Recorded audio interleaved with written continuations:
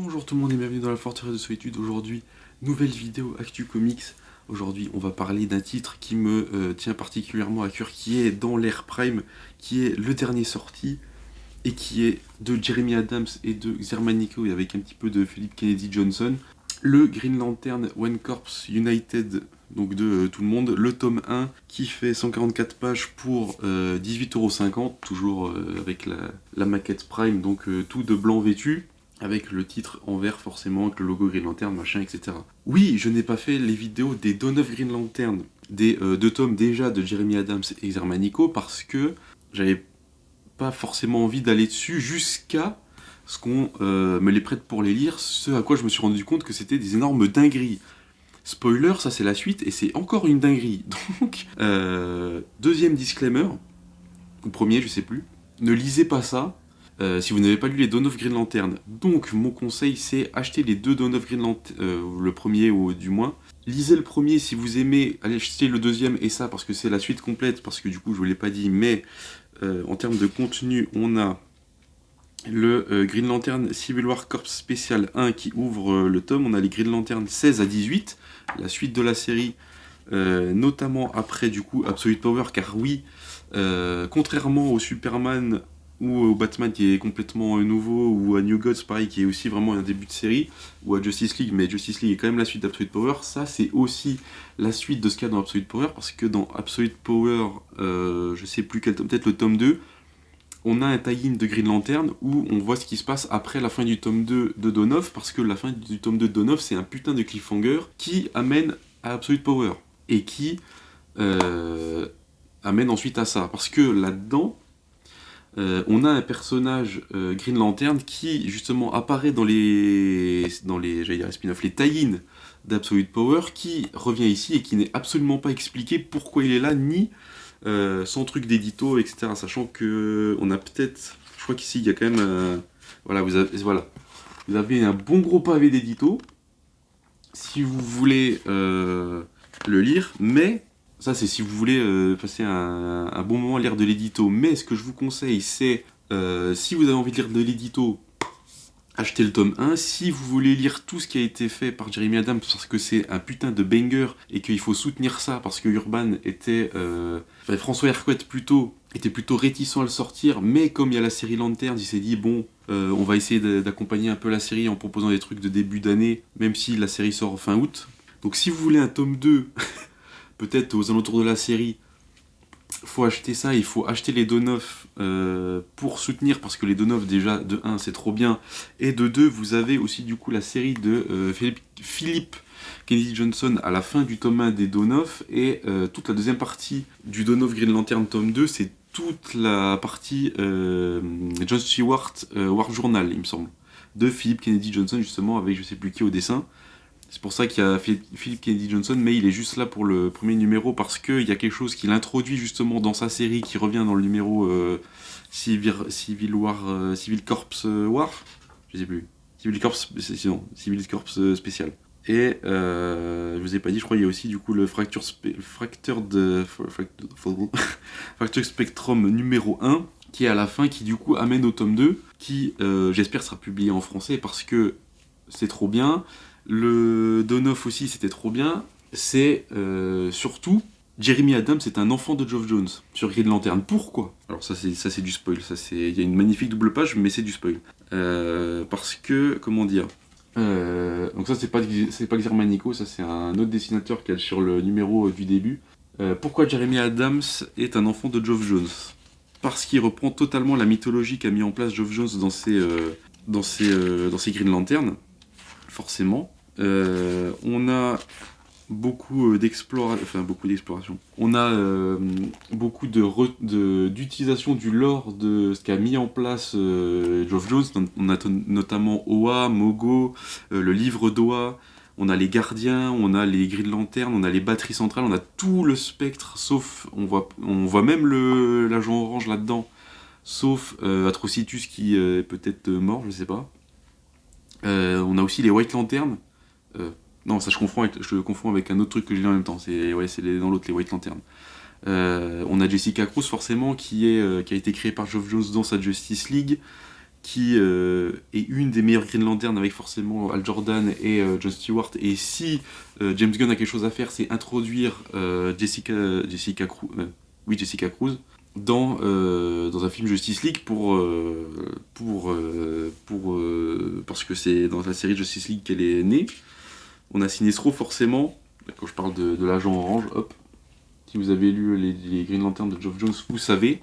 Qu'est-ce que je peux dire d'autre? Oui, Jeremy Adams est un tueur en termes de rythme, parce que ça parle de soi-même, quoi. Jeremy Adams a un sens du rythme dans les numéros qu'il écrit qui est impressionnant, genre rien que le Civil Corps spécial. Pourquoi je dis Civil Corps spécial, c'est un numéro, ça doit être un numéro double vu que c'est un numéro spécial. Du coup là on a l'équivalent de 6 numéros alors qu'on en a que 5 il me semble. Non, 644 si à peu près. Donc il n'y a pas de bonus à noter, c'est pour ça qu'il y a 144 pages, il n'y a pas de bonus là-dedans. Vous avez la page de ça, là vous avez la page avec les numéros, et si vous tournez, hop, c'est la fin de l'histoire avec la page, avec la cover machin spécial Urban, bref. Il n'y a pas de bonus, c'est pour ça qu'il y a 144 pages, mais vous avez l'équivalent d'un tome normal.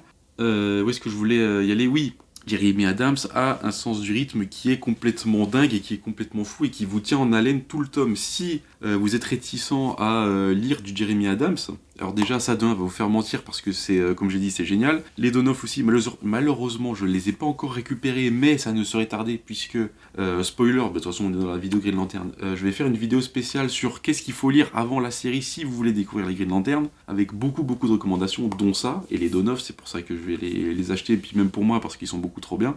J'aurai d'autres je crois, mais c'est important de vous le rabâcher. Donc, oui, Jeremy Adams, troisième fois que j'y reviens, est un tueur en termes de rythme, puisque c'est littéralement ce qu'on pourrait dire un page turner. Si vous avez envie de passer toutes les pages pour comprendre ce qui se passe, enfin pour comprendre, pour voir ce qui se passe ensuite, parce que le gars est trop fort en fait.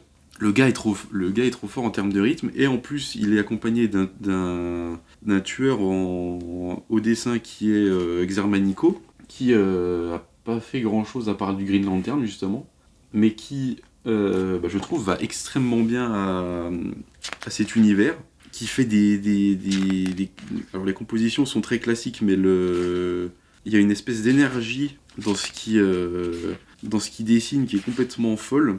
Ah oui, sinon je disais White Lantern, mais du coup ici il y a du White Lantern quand même. Il y a tout ce qui est partie graphique, on a du coup Xermanico et on a deux autres dessinateurs pour le Civil Corps. On a Salvador Larroca pour le Civil Corps et on a Veken Marion pour le Fractured Spectrum à la fin du tome. On a tout ça. Qu'est-ce que je peux dire? Pour ceux qui ont lu les Green Lantern de Geoff Jones, ou qui sont en train de les lire parce qu'ils ressortent en paperback, foncez sur les Donoff et sur ça. Parce que, comme je l'ai dit, c'est la suite. C'est ce qui se rapproche le plus de ce qu'a fait Geoff Jones dans ses Green Lantern, dans tout le lore, etc. Vu que tout est repris là-dedans, et il y a des tweaks, et il y a un nouveau perso qui est apparu dans Absolute Power qui revient là-dedans, qui est, je trouve, plutôt intelligemment fait, présenté, construit, et qui sera dans le tome 2, c'est sûr, parce que c'est ce qui se passe à la fin avec le Fracture Spectrum. Qu'est-ce que je peux dire d'autre? Je crois que j'ai dit tout ce que je voulais dire. On a parlé de Zermanic. Oui, la partie Philip Kennedy Johnson. Philip Kennedy Johnson, il a eu la série avec John Stewart. Donc il me semble que dans le tome 1 de Dawn of Green Lantern, il a juste fait des backups pour les issues de Jeremy Adams. Donc il y avait quelques pages qui sont toutes recompilées à la fin du premier Dawn of. Dans le tome 2, du coup, il y a toute la partie World Journal de John Stewart, et là-dedans, du coup, il est juste présent pour le premier numéro qui ouvre le tome, donc le Civil Corps spécial, puisque on a John Stewart qui revient, et je pense qu'il a aiguillé Jeremy Adams sur où aller, puisque lui, je pense à ce moment-là, a dû partir chez Marvel pour faire du Hulk, peut-être. Parce que ça, du coup, alors ça c'est sorti, du coup, là ça sort en 2026, sauf que la série date de 2023, puisqu'il y avait les Donoff, et qu'à mon avis, les numéros 16-18 sont sortis, à mon avis, 2024-2025. Donc ça a quasiment 2 ans. 1 an et demi, j'abuse. C'est sorti il y a longtemps parce qu'il me semble que là on est quasiment à l'issue numéro 30 en VO de Green Lantern de Jeremy Adams, s'il est encore sur la série, mais en tout cas on est pas loin de la 30e issue. Donc on a tout intérêt à ce que Urban continue de le publier parce qu'il y a pléthore de numéros qui sont dispo jusqu'à avant DC KO. Et surtout, voilà, c'est comme je dis, c'est beaucoup trop bien. Il faut soutenir Urban sur les Green Lantern. Pourquoi? Parce que c'est un personnage qui est trop sous-coté à cause du putain de film de Ryan Reynolds. Alors que vous avez les Green Lantern de Geoff Jones. Alors ça, c'est la partie New 52 des Green Lantern de Geoff Jones. Vu que j'ai tout qui est rangé derrière, mais ça va être un peu compliqué de sortir. Si vous avez lu l'édition Geoff Jones présente Green Lantern, foncez sur les Donoff et sur ça. Si vous lisez les Green Lantern de Geoff Jones en paperback et que vous êtes oh putain c'est vachement bien et tout, attendez d'arriver sur Blackest Night parce que la guerre de Sinestro c'était juste un amuse-bouche avant qu'il y ait Blackest Night. Et ensuite achetez-vous les Donoff ou ça, peut-être si vous voulez payer moins cher et avoir un giga pavé d'édito pour vous résumer ce qui s'est passé avant. Et d'ailleurs, parce que oui, je vous dis tout le temps Donoff, mais si vous achetez les Donoff, il faut acheter les 3 tomes de Absolute Power parce qu'il y a des numéros de Green Lantern là-dedans qui font suite à la série de Jeremy Adams et qui préparent ça. Donc peut-être achetez ça et tapez-vous l'édito, ce sera le moins cher. Mais si vous avez la foi, si vous avez le budget surtout, parce que j'ai pas envie de vous mettre dans la merde, bah achetez les Donoff et ensuite achetez-vous les Absolute Power et achetez-vous ça parce que c'est la suite. C'est un bordel chez Urban, mais ça envoie la chandelle. J'ai pas envie de vous dire d'aller en VO parce que oui, certes, ça sera peut-être moins cher ou quoi, ou je sais pas, mais c'est principalement pour ça que Urban l'a sorti, c'est parce qu'il y a une série et que moi je vous dis, il faut soutenir notre éditeur pour qu'on ait la suite de ça parce que c'est trop bien et parce que ça fait travailler des gens aussi là-dessus.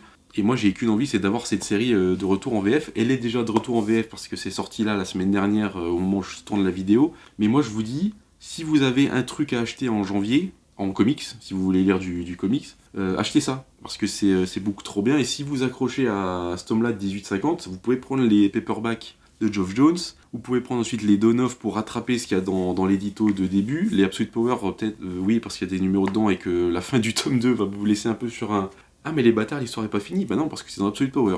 Et c'est tout ce que j'ai à vous dire, je pense que je vais arrêter là parce que sinon je vais radoter en boucle que c'est trop bien, que c'est trop génial, qu'il faut l'acheter, qu'il faut soutenir Urban, comme soutenir Urban pour l'édition Batman et Robin Year One. Bref, j'ai dit trop tôt, oui, il y aura peut-être beaucoup de codes parce que j'ai parlé beaucoup, j'ai dit beaucoup de fois la même chose. Achetez ça, soutenez Urban, montrez-leur qu'il y a de la demande pour des Green Lantern. Peut-être on aura des inédits, je sais pas. Si, non, en plus il y a c'est Emerald Twilight qui ressort aussi en paperback, qui est peut-être déjà ressort. Je sais plus si c'est janvier-février, bref. Il y a du Green Lantern, foncez dessus parce que c'est trop bien. Et moi je vous dis à la prochaine pour Justice League Unlimited tome 3 qui arrive la semaine prochaine au moment où j'enregistre. Et moi je vous dis semaine prochaine. Allez, rendez-vous pour Justice League, n'oubliez jamais de dire sur concession. Ciao.